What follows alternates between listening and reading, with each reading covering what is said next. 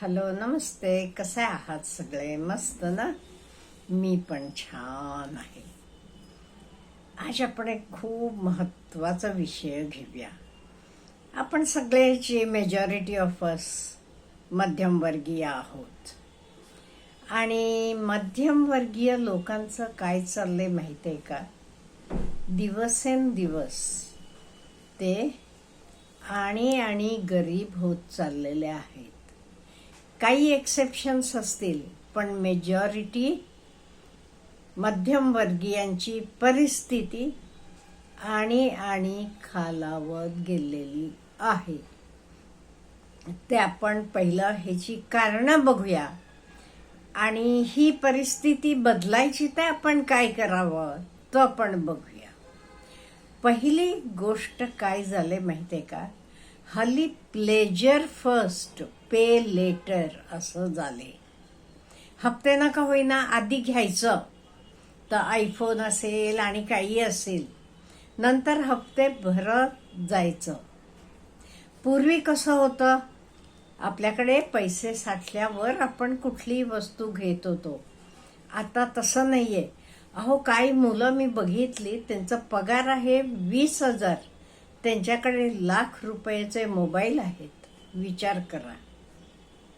No doubt काळ बदलला आहे, त्यांचं बदलले. मग रोज प्रत्येक महिन्याला ओढाताण, ह्याच्याकडनं घे त्याच्याकडनं घे, किती मानसिक त्रास होतो का नाही असं मला तरी वाटतंय.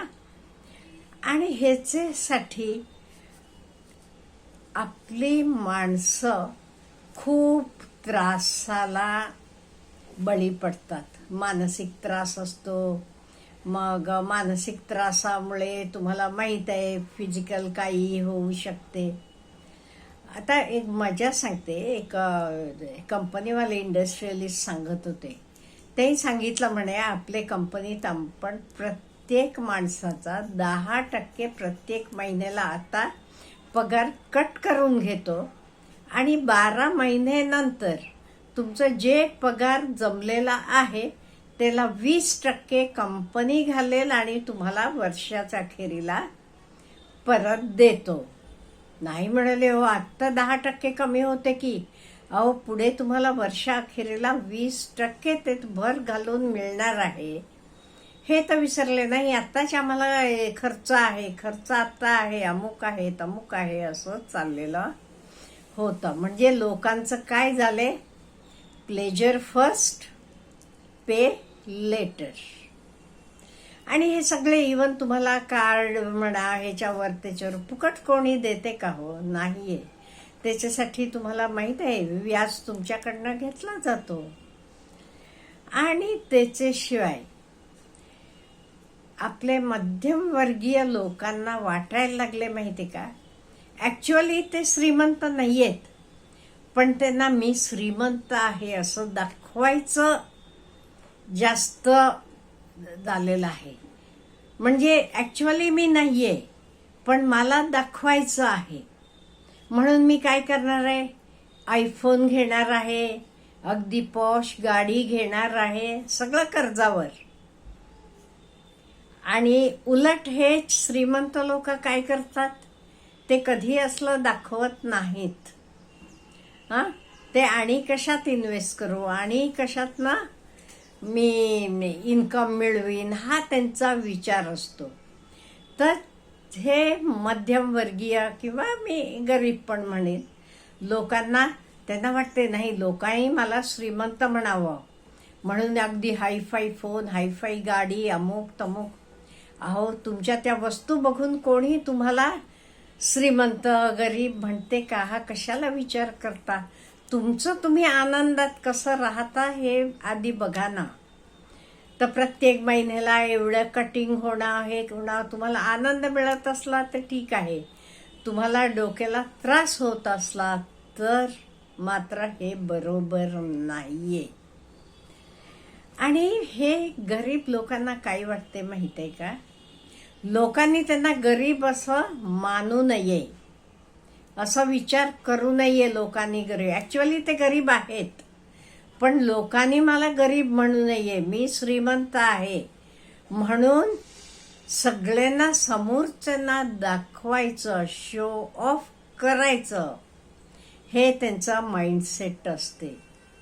हे श्रीमंत लोकांचं कसं असते, त्यांचं इन्व्हेस्टिंग मोर असते. कशात इन्व्हेस्ट करू, कशात आणि हे करू असं असते. आणि गरीब लोकांना वाटते स्टेटस. स्टेटस म्हणजे कशावरनं ते करतात, तुमचे कपडे लत्ते, राहणीमान, गाडी, फोन, ह्याच्यावर त्यांना वाटते तुमचं स्टेटस वाढते. असं कधीच होत नसते हो. त्यामुळे असला विचार करू नका. आणि हे गरीब लोकांचं काय होतं माहिती आहे का, एमर्जन्सी फंड म्हणून ते ठेवत नाहीत. त्यामुळे एखादा अननेसेसरी खर्च आला, अनएव्हॉइडेबल, किंवा कोणाला मोठा आजार झाला, काही झालं, ते त्यांना राहतं घर म्हणा, शेत म्हणा, हे सुद्धा सगळं विकायची वेळ येते. का, सगळं मिळालेलं सगळं उडवतच असतात. काही ते इमर्जन्सी फंड म्हणून ठेवत नाहीत. एटलीस्ट 10-20% महिन्याला आपण इमर्जन्सी फंड म्हणून बाजूला ठेवायला पाहिजे, अगदी अडले वेळेला वापरायला म्हणून. आणि ह्याचे शिवाय त्यांना आपला इन्कम आणि खर्च ह्याचा ताळमेळ ते कधी बघत नाहीत. युजली काय व्हायला पाहिजे, आपला इन्कम जास्त असायला पाहिजे, खर्च कमी असायला पाहिजे, आणि मधलं डिफरन्स आहे तर आपण इन्व्हेस्टमेंट म्हणून, सेव्हिंग म्हणून करायला पाहिजे. पण हे लोकांचं काय होतंय, दे आर लिस्ट बॉदर्ड. आताला पाहिजे ना खर्च केला, अगदी कपडे ब्रँडेड कपडे लागतात त्यांना, ते मग कसले का असे ना, हे त्यांचं माइंडसेट आहे. आणि हे मध्यमवर्गीय किंवा लोअर मिडल क्लास किंवा पुअर क्लासचे लोकांचं मी बघते. म्हणजे एक्सेप्शन्स आहेत, मी सगळे 100% असं म्हणत नाही, इन जनरल. ते they are least bothered how to earn in new ways. आता नवीन पैसे मिळवायचे किती तरी हे वाटा आहेत, पण ते कधीच विचार करत नाहीत. अहो, तुम्ही एका एक्सटेन्शन एरियामध्ये राहता, तिथे काही दुकान बिकान नाहीये, मग तुम्ही नेहमी लोकांना लागणारे वस्तू आणून ठेवलात, विकलात की किती फायदेशीर होते बघा. होलसेलरकडनं आणायचं आणि रिटेल प्रमाणे विकायचं. हे ती लोक कधी विचार करत नाही. आपलं इन्कम आपण कसं वाढवू ह्याचा त्यांचा विचार नसतो. त्यांना जरा रिकामा वेळ मिळाला तर कुठे फिरायला जा, कुठे सिनेमाला जा, कुठे एन्जॉयमेंट.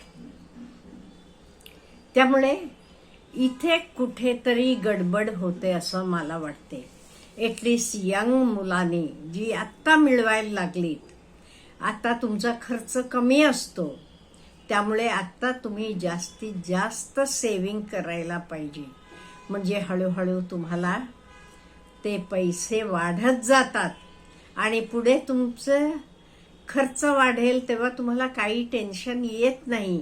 ह्याच्याशिवाय आपल्याकडे का नाही, आपण फायनान्शियली चांगलं सेटल झालेलं असलो की आपल्याला कुठलं टेन्शन येत नाही. पैसे कमी असले की काय, हे बिल भरायचं आहे, तो बिल भरायचं आहे, मुलाची शाळेची फी भरायची आहे, अमुक तमुक टेन्शन असतात. तुमच्याकडे पैसे भरपूर असले का नाही, निवांत, काही नाही. कोणाला हॉस्पिटलला लागलं तरी लगेच तुम्ही काही चांगलेपैकी औषध पाणी करू शकता. त्यामुळे आपल्याकडे व्यवस्थितपणे फंड्स पण असणं महत्त्वाचं आहे. त्यामुळे मिळवायला लागलं की लगेच आपण खर्च करायला लागायचं नाही. नो डाऊट मस्ट आहे तो खर्च करायला पाहिजे, पण बाकी थोडा तरी बाजूला ठेवत जायला पाहिजे. आणि काय होते, एकदा वाढत गेलं का नाही, तुमची पुंजी भरपूर वाढत जातीये. पुढे तुम्ही अगदी आरामशीर, नंतर काय होते, तुमचं व्याज सुद्धा महिन्याला खर्च होत नाही, एवढं तुमचं इन्कम वाढते. तुमचं इन्कम पगार तर बाजूला पडतेच. हा तुम्ही विचार करायला पाहिजे. म्हणजे पुढचं जीवन तुम्ही आनंदानं घालवू शकता. काही मनात आलेलं खरेदी करू शकता, मनात आलं तिथे फिरून येऊ शकता, वर्ल्ड टूरला जाऊ शकता, काही करू शकता. त्यामुळे आपण एस्पेशली मिडल क्लास मी बघते ते जरा जास्त विचार करायला पाहिजे आणि शो ऑफसाठी काही करायचं नाही. मला हेत ना मेंटल स्वास्थ्य मिळते ना, मला बरं वाटते ना, तर मी करायला. अहो लोकाला काय वाटलं ते काय उपयोग. त्यामुळे लोकाला चांगलं वाटावं, लोक काय म्हणतील म्हणून आपण काही करू नये. माझं मला काय वाटते, मला कशातनं आनंद मिळतो त्या गोष्टी मी करत जायला पाहिजे असं माझं तर मत आहे. अच्छा, हॅव ए गुड डे.